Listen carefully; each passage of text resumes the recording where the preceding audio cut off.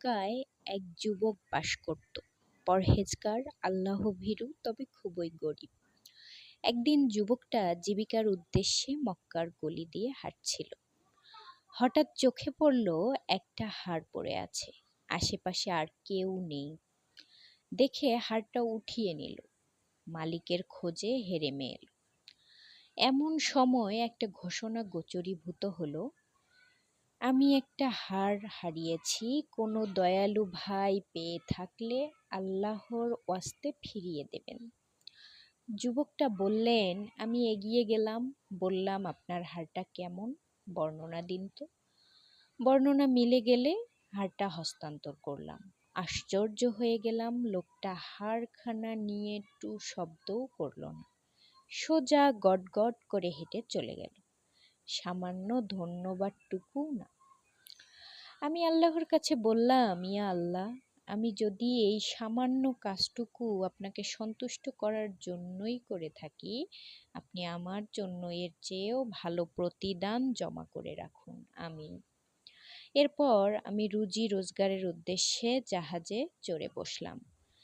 তাকদীরের এমনই লিখন, জাহাজ পড়ল ঝড়ের কবলে। পুরো জাহাজ ভেঙে চুরমার হয়ে গেল। হাতের কাছে যে যা পেল ওটাই ধরেই ভেসে রইল।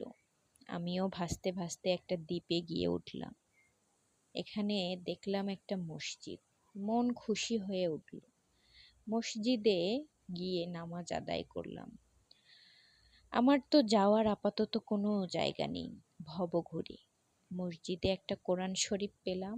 বসে বসে ওটাই তেলাওয়াত করতে শুরু করলাম। আমাকে কোরআনখানা পড়তে দেখে সবাই আমাকে চারপাশ থেকে ঘিরে ধরল।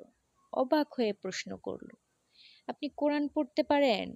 জি, পারি।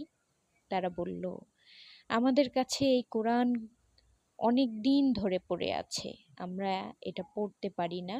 আমরা এটাকে পরম যত্নে রেখে দিয়েছি। এক নাবিকের কাছ থেকেই আমরা এটা কিনেছিলাম। আমাদের এই দ্বীপে আগে একজন ছিলেন, তিনি এই কোরআন পড়তে পারতেন। ঠিকঠাক করা ছিল। তিনি সবাইকে কোরআন শিক্ষা দেবেন। এরপর তিনি হজে গেলেন, আর ফিরে আসেননি। এখন আপনি আমাদেরকে, আমাদের সন্তানদেরকে কোরআন শিক্ষা দিন। আমি দ্বীপের বাচ্চাদেরকে কোরআন কারিম শিক্ষা দিতে লাগলাম। তাদেরকে অন্যান্য লেখাপড়াও শেখাতে থাকলাম। কিছুদিন পর এলাকার মুরব্বীরা বললেন, আমাদের এলাকায় একজন ইয়াতীম মেয়ে আছে, সর্বগুণে গুণান্বিতা। আপনি কি তাকে বিয়ে করতে রাজি হবেন? আমার কোনো আপত্তি নেই। আমাদের বিয়ে হয়ে গেল। বাসর রাতে স্ত্রীর সাথে আমার প্রথম দেখা। আমি তাকে দেখে কিংকর্তব্য বিমূঢ় হয়ে গেলাম। দেখলাম তার গলায় মক্কায় কুড়িয়ে পাওয়া সেই হার ঝুলছে। জানতে চাইলাম, এই হার তোমার কাছে কিভাবে এলো?